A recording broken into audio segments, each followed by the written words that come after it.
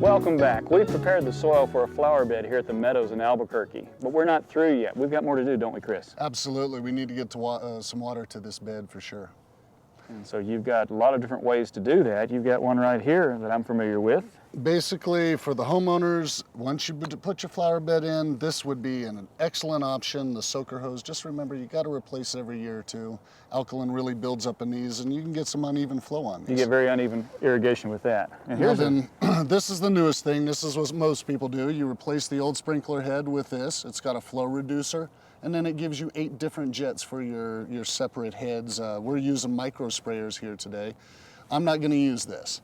Basically, what I'm going to do is adapt to my nipple that I've got my sprinkler head on, and I'm going to go in here with a flow reducer. This will stop my, reduce the flow of water because my sprinkler heads run a lot more than my drip system's right, going to. You don't want the pressure being so high that it blows all the system apart. So when it comes through here, this will go ahead and reduce the flow. These are just, PVC parts to adapt, and this basically will allow me to adapt down to my polyethylene tubing.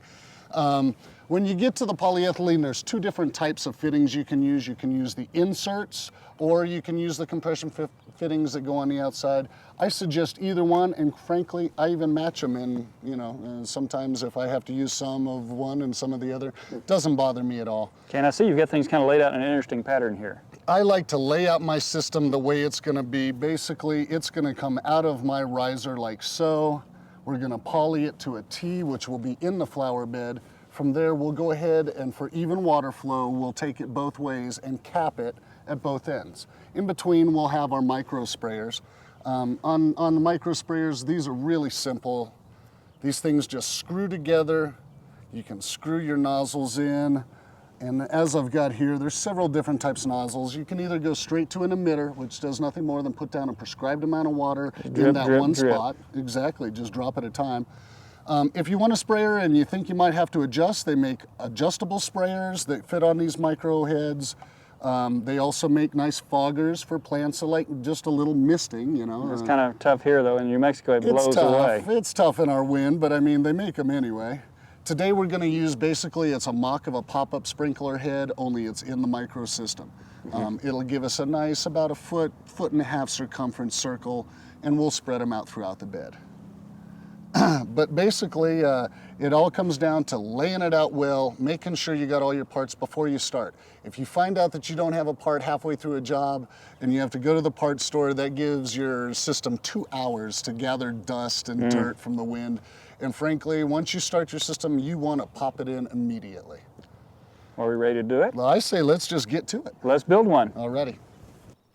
As you can see, I've had the guys dig out this sprinkler system. Basically, this is your basic head setup. You've got your head up top, you've got your riser, and it goes into your system down here at the base. We're just going to unscrew this riser. That's your sprinkler system, and this is now our flow reducer and our adaptation to our drip system, and we will screw it directly in there.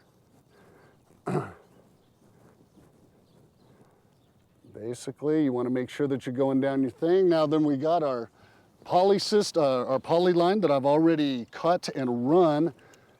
We just go ahead and make sure that it's cut to the right length without taking a piece of finger, preferably. And then I'll go ahead and give myself a nice clean cut because I want it to fit in just right here.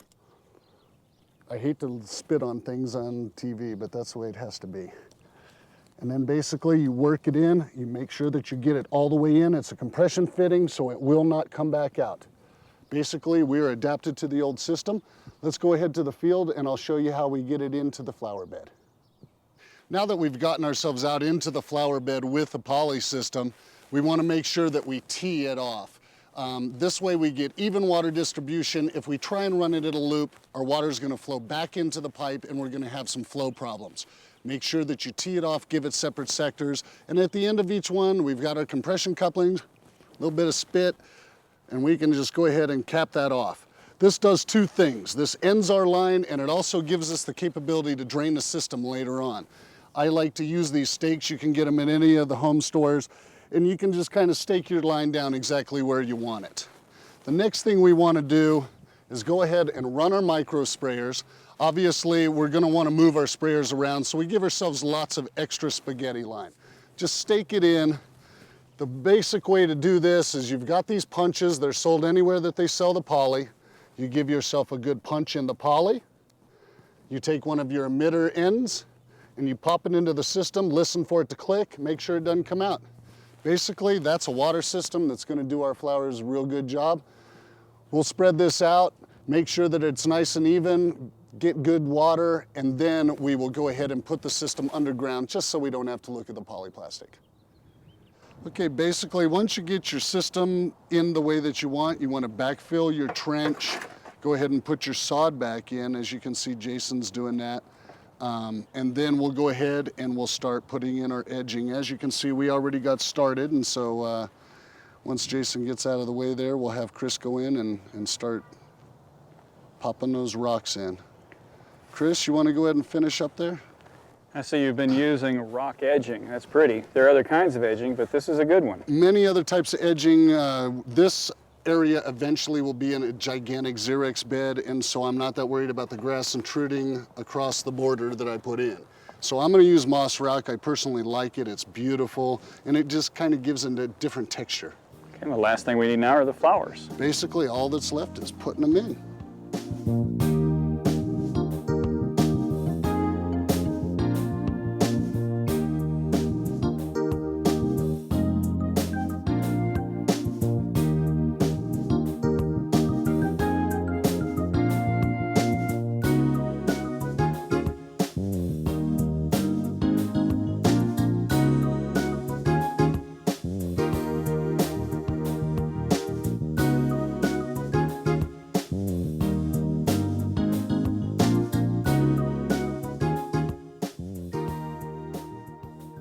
Chris, this looks good. Went from a piece of just lawn that wasn't doing very good to now it's a flower bed with a lot of color in it. It looks good. Absolutely. Thank you, sir. Thank you.